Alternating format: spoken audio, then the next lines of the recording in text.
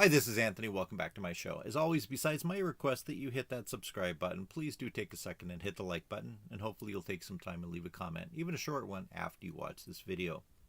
I've said in a number of past videos that one of my guilty pleasures is watching videos by former members of high-demand religions, such as the LDS Church or the Church of Scientology.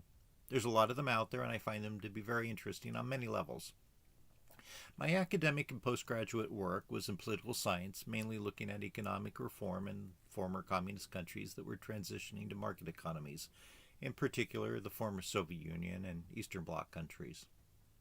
Now, if you know more than a thumbnail sketch about communism as it's been put into practice throughout the world, you may realize that it in many respects is extremely cult-like.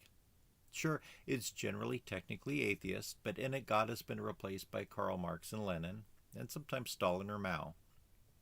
It asks you to believe in all kinds of things which can't be proven, or which experience tells you isn't true, but you ignore reality in the hopes that if enough people do irrational things, then it then becomes rational reality.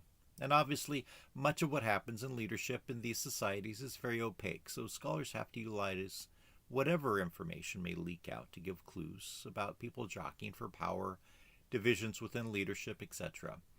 This was often called Kremlinology. It included seeing who was standing next to who on the wall of the Kremlin during May Day parades and things like that.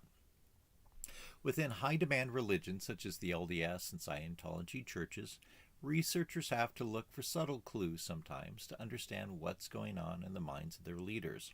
Anyway, if you have any interest in channels such as those, I'll have a link to some of them in the show notes, so be sure to check them out.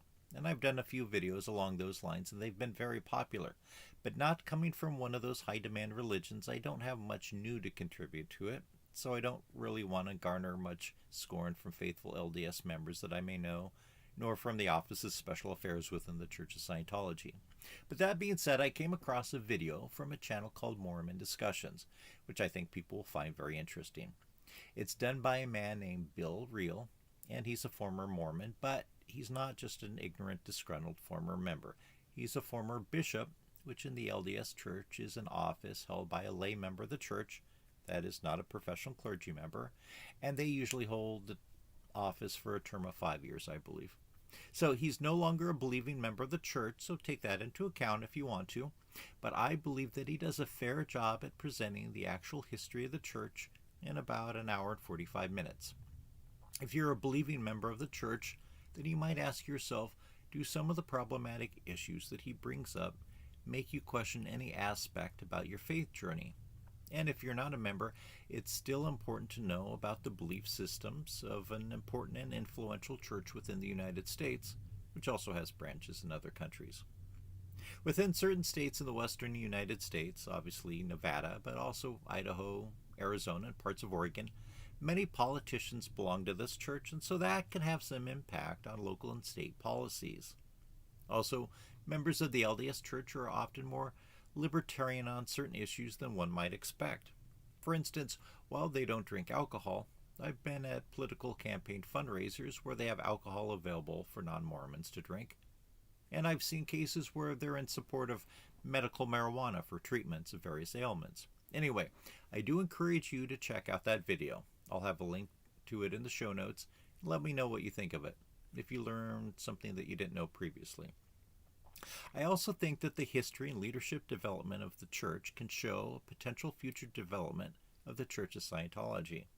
I'm not saying that Scientology will develop the same way post David Miscavige, but it is certainly a possibility. So if you're interested in the future developments of the Church of Scientology, think about the leadership experience of the Latter-day Saints and what it might show.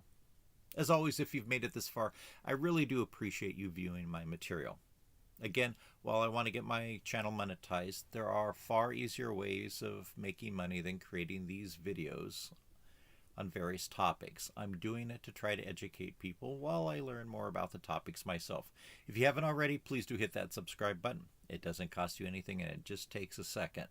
And if you like this video, hit the like button and check out my other videos. Leave a comment or question. It may take me a while, but I always get around to reading them, and I try to respond to everyone, either personally or by incorporating them into periodic Q&A videos. Thanks again.